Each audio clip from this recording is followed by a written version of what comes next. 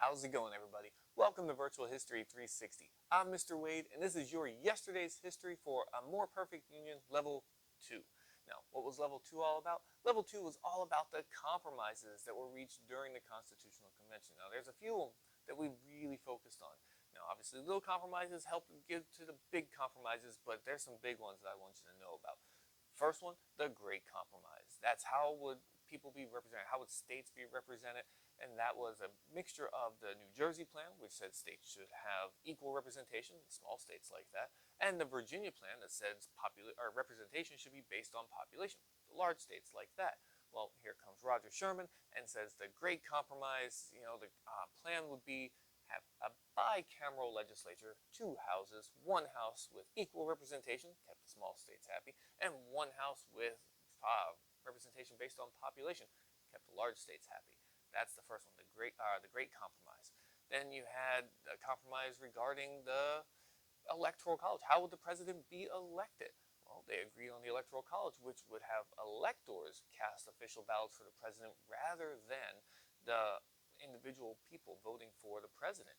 And this was based on representation in Congress. So 2 senators, 1 representative for the small states, and then the number of electors got bigger the larger your state's population was. All right. So that's the Great Compromise. That's the Electoral College, right? Then you have the 3/5 Compromise. The 3/5 Compromise, which kind of ties into the Electoral College, ties into representation. That's why I use this as our third example, was how to count slaves towards representation. Northerners, specifically abolitionists, said slaves shouldn't count because you don't treat them as people. Southerners said, well, they're living here, they should count towards our population so we get more representation. The compromise that was reached was that they would count as 3/5 or 60%. So if you have 100 slaves, 60 would count towards your population, which would then increase your representation. Okay? And then the last compromise I want to talk about is the slave trade compromise, which said, hey, this sounds like a problem for future us, meaning we're not going to address the slave trade until 1808, so 20 years from now, or 21 years from now.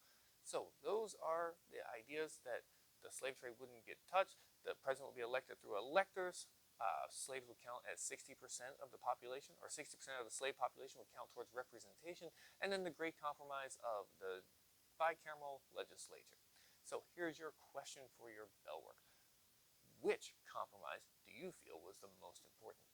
Of those 4, which compromise do you feel was the most important? All right, do awesome, be great, and for Virtual History 360, I'm Mr. Wade. I'll see you next time.